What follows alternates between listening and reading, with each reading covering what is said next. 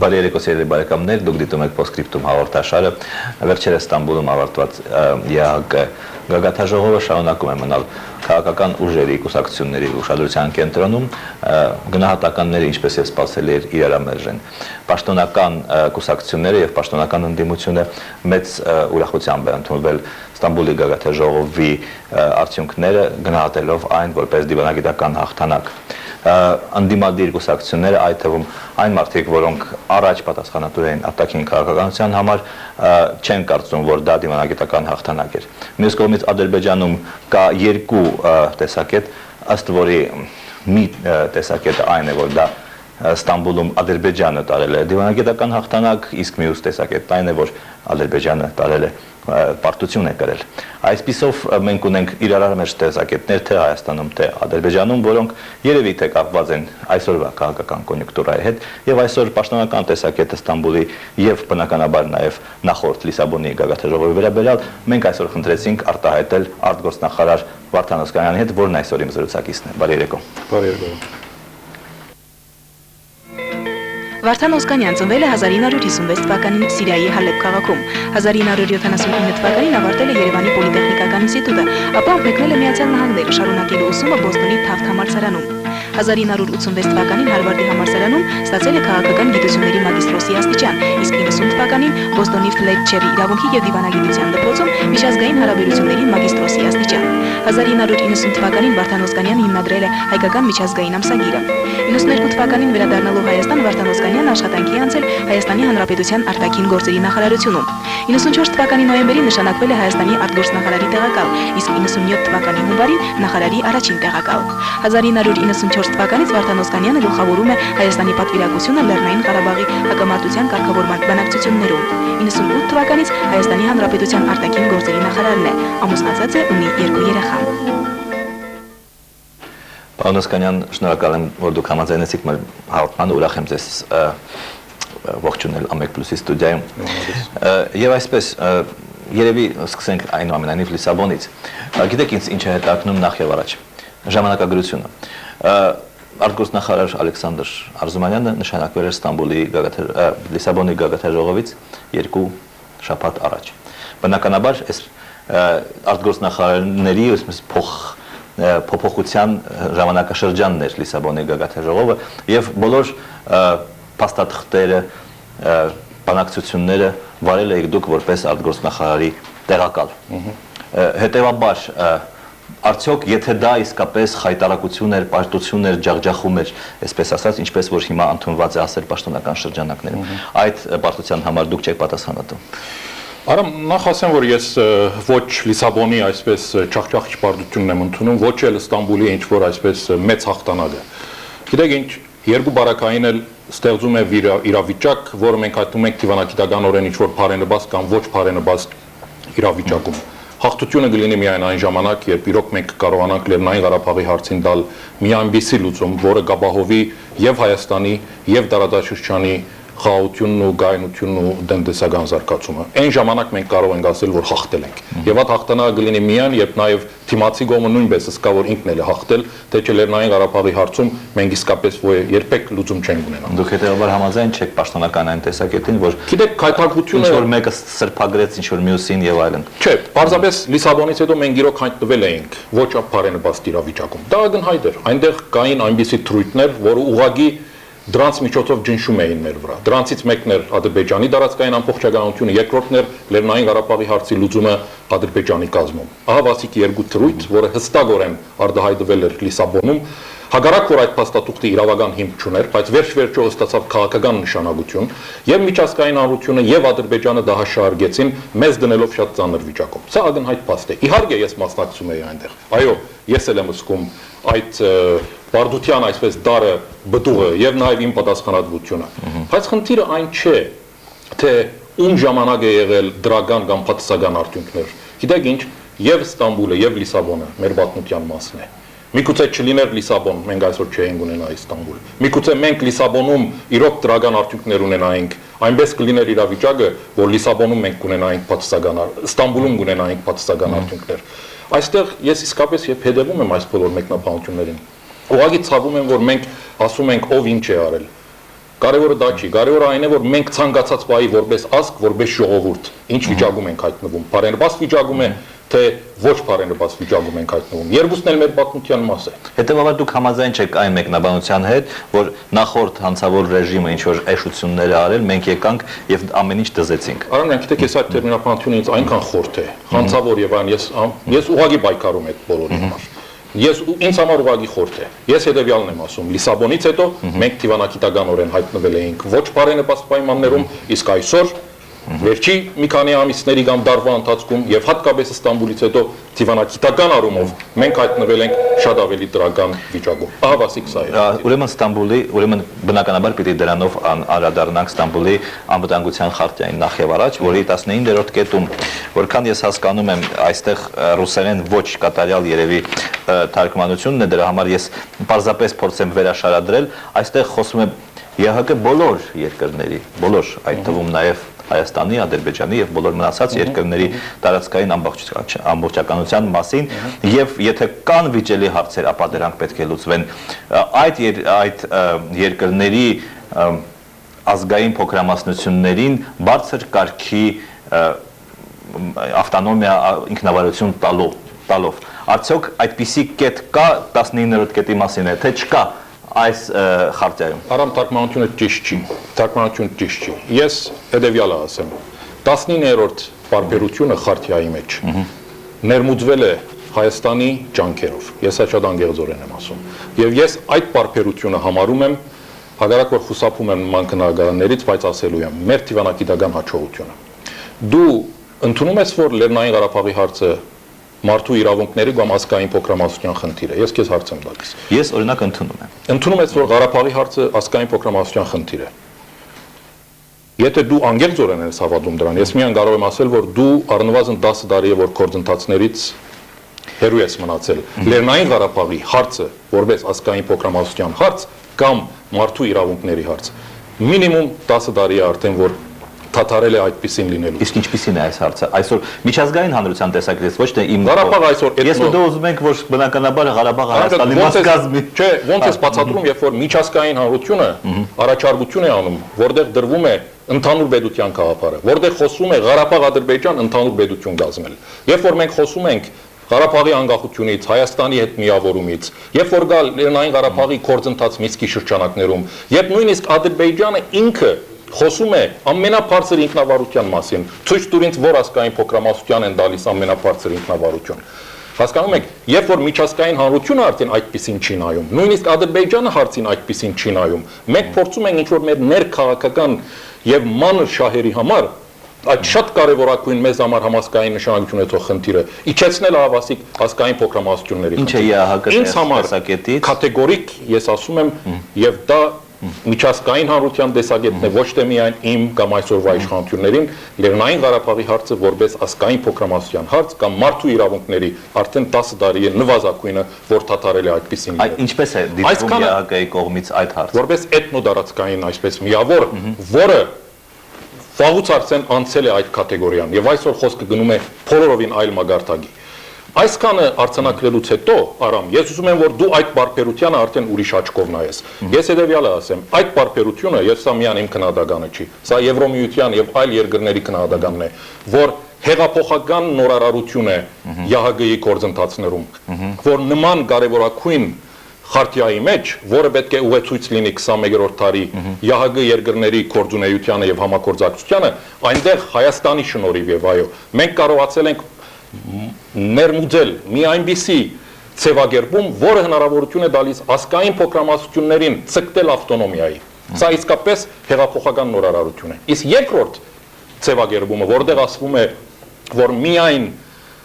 լրիվ հարկմամբ մարդու իրավունքների ազգային փոքրամասնությունների երկիրները իրավունք կունենան իրենց տարածքային ամբողջականության մասին խոսել։ Ահավասիկ սա է իմաստը։ Այդ բարբերությանը եւ սա նույնպես զուտ մեր տեսանկյունից, երբ որ մենք հարցը դնում ենք Ղարաբաղի արդեն այս շրջանակներից դուրս, արդեն այս բարբերությունը նոր իմաստ է ստանում։ Եվ սրանով ես կարծում եմ, որ մեր Ընդհանրապես թիվանագիտական հաջողությունը դրսևորվում է հենց այս խարտիայում։ Այդ թվում այդ դեպքում ես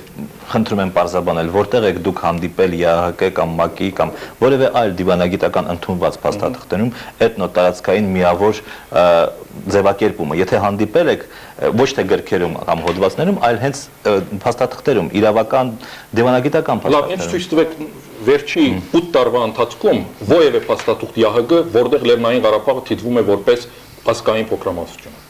Չէ, ես չեմ վիճում ձեզ հետ։ Ես պարզապես գործընթացը պետք է նայել։ Եթե դա այդպեսին լիներ եւ չլիներ Մինսկի խմբի գործընթաց, ես ամբողջությամբ ձեզ հետ համաձայն կլինեի։ Բայց երբ որ գա Մինսկի խմբի գործընթաց, որտեղ Լեռնային Ղարաբաղը լիագադար արդեն մասնակցություն է ունենում, երբ արդեն գա սեղանի վրա մի առաջարկություն, որը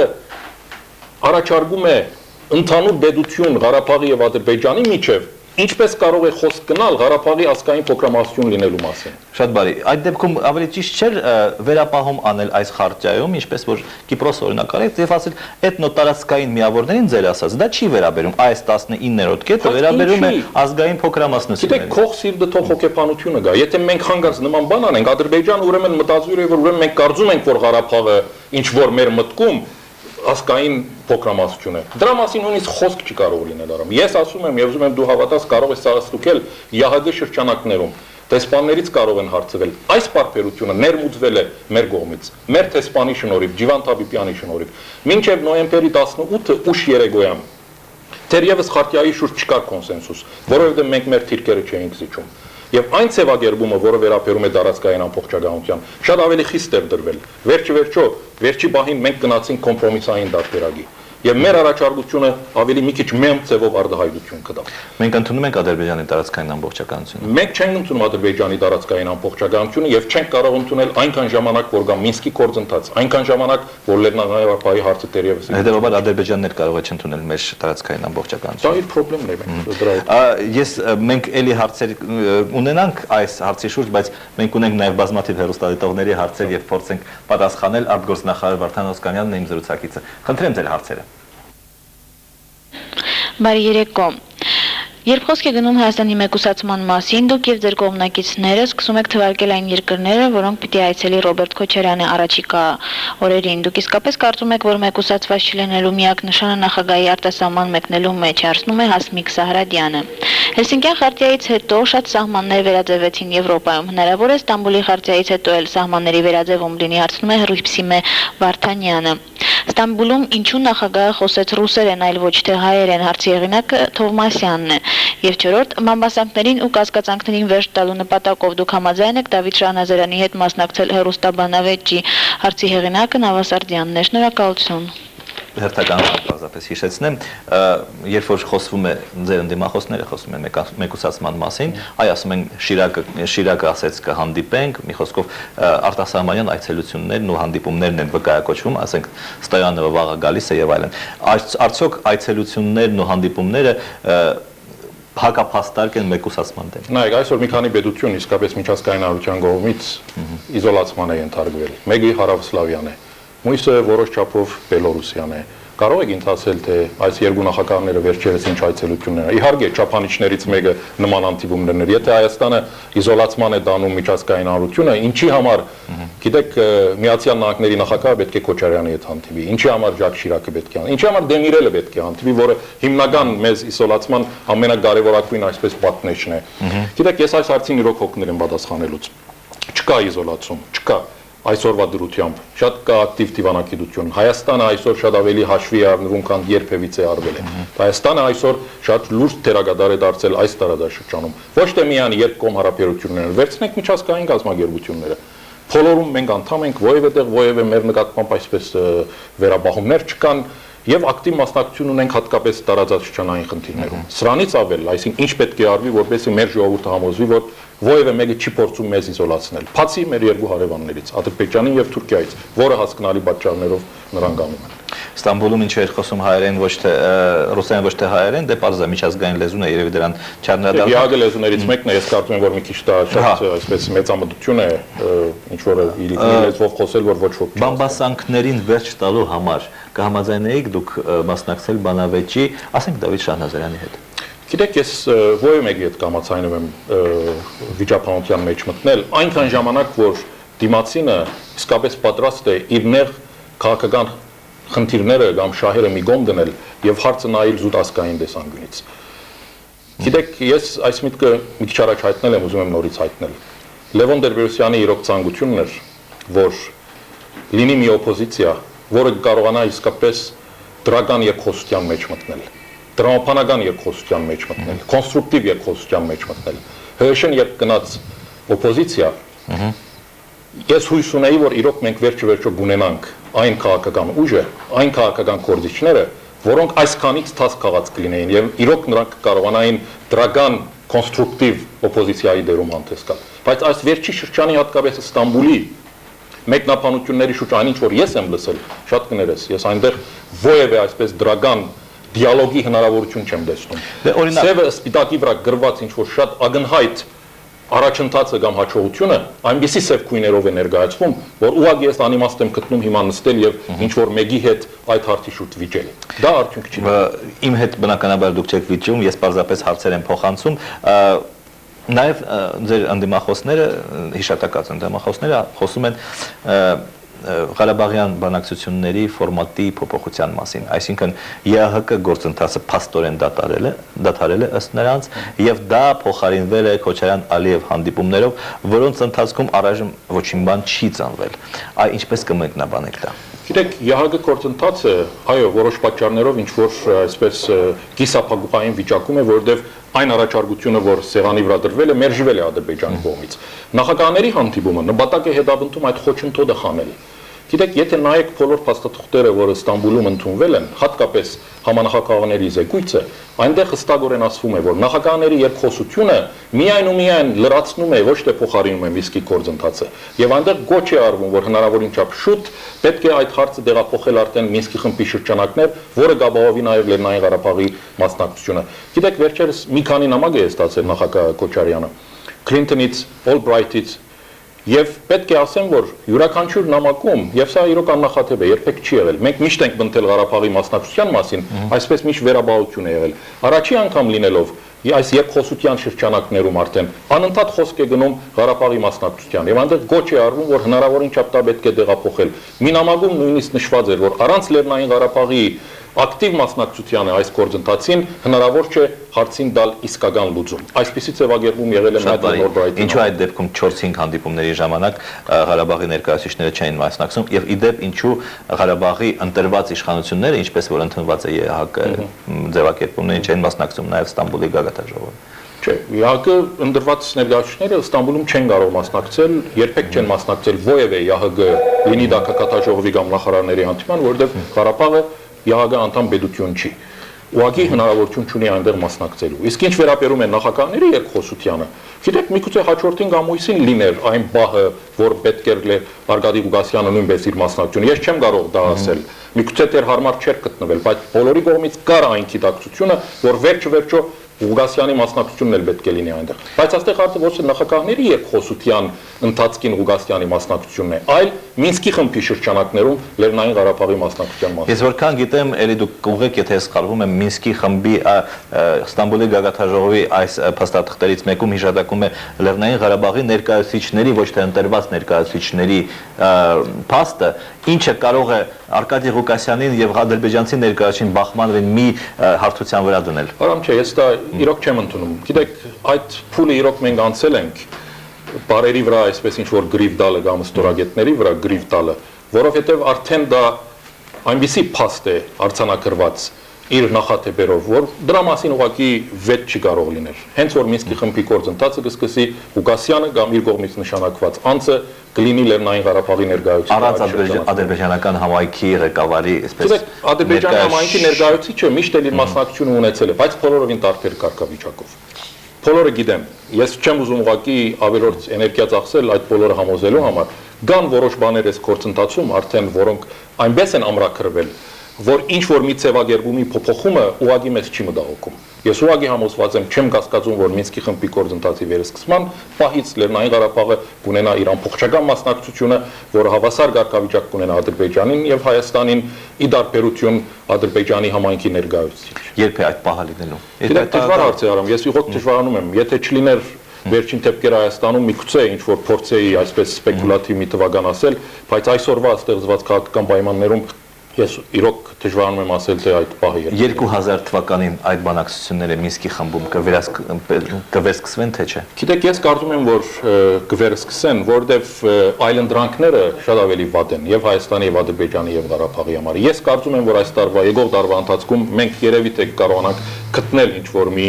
այսպես modus vivendi, որի շուրջ մենք կարողանանք իսկապես կոնե մի հիմք ունենալ բանակցությունների եւ սկսել արդեն քննարկել հարցը։ Բայց դուք համաձայն եք, որ առայժմ մենք չունենք որևէ արդյունք Քոչարյան-Ալիև հանդիպումներից։ Հայտարարված արդյունքներ չունենք արամ։ Ես գիտեմ, որ կան արդյունքներ եւ իրոք եթե չլինեին այս վերջի դեպքերը, Ստամբուլում մենք հավանաբար ունենայինք մի քիչ ավելի փոխանցագալից մի հայտարարություն կամ տեքստ, որտեղ կամրակրվեին որոշ պրինցիպիալ հարցերի շուրջ ուրեմն արձանագրումներ եւ դա իսկապես կլիներ արդեն դրական դեղաշարժ։ Ինչու են դեպքերը խանգարել։ Գիտեք, ես բազմիցս ասել եմ եւ ուզում եմ հիմա էլ կրկնել, եկեք միամտություն չունենանք, որ բանակցությունների արդյունքում մենք ստանալու ենք մաքսիմումը։ Եթե խոսքը գնում է հարցի խաղաղ ղեկավարման, խաղաղ բառը ես շեշտում եմ, եթե խաղաղ է գնում, դա նշանակում է նաև Ադրբեջանը իր ստորագրությունն է դնելու այդ փաստաթուղթի տակ, չէ՞։ Եթե Ադրբեջանը դնում է, ուրեմն ինչ որ մի բան ստանում է։ Եթե մենք ենք դնում, մենք ենք ստանում, Ղարաբաղն է ստանում։ Այսինքն հարցը լինում է կոմպրոմիսային լուծում։ Այսօրվա նման քաղաքական դաշտում դնել կոմպրոմիսային առաջարկություն մեր ժողովրդի առաջ, երբ չկա այդ ուժեղ հենարանները, չկա ժողովրդական աջակցությունը եւ այսպիսի լարվածություն է ստեղծվել ներքաղաքական դաշտում, ուղղակի ես կարծում եմ այդ ամբողջ գործընթացը կապալման։ Ինչ է եղել մեր քաղաքական դաշտին։ Բոլոր խորհրդանական կուսակցությունները ծափահարում են նախագահային, ասում են մենք իր ցավը տանենք եւ ինձ թվում է ոչ մի խնդիր չկա քաղաքական դաշտի։ Դա բավարար չի։ Եթե արամ ինձ հետ համաձայն չես լինի, որ այսօր մեր ներքաղաքական գայունությունը երևի թե մի, չգիտեմ, քանի տասնյակ անգամ զիջում է 27-ից առաջ ստեղծված կայունությանը, ուրեմն ես ինչ որ մի բան սխալ եմ հասկանում Հայաստանի ներքաղաքական։ Բնականաբար զիջում է։ Մենք կփորձենք պատասխանել նաև նորից հեռուստադիտողների հարցերին, խնդրեմ։ Ձեր խոսնակը հայտարարեց, որ Ռուսաստանը 2 տարի լուրջ պատրաստվել է Ստամբուլի գագաթաժողովին։ Ինչպես եք պատրաստվում դուք, հարցնում է Ալլա Հովեյանը։ Բաքու-Ջեհյան նավթամուղի վերաբերյալ ստորագրված համաձայնագիրը անակնկալ էր Հայաստանի համար, թե ոչ։ Այս երկու հարցը դուք ինչպես եք նախապատրաստվում։ Արամ իրոք մենք պատրաստվում էինք, որովհետև գալ Լիսաբոնի փորձը։ Ավասիկ, երբ ես ասում եմ, որ այս ամբողջ գործընթացի շարունակականություն է,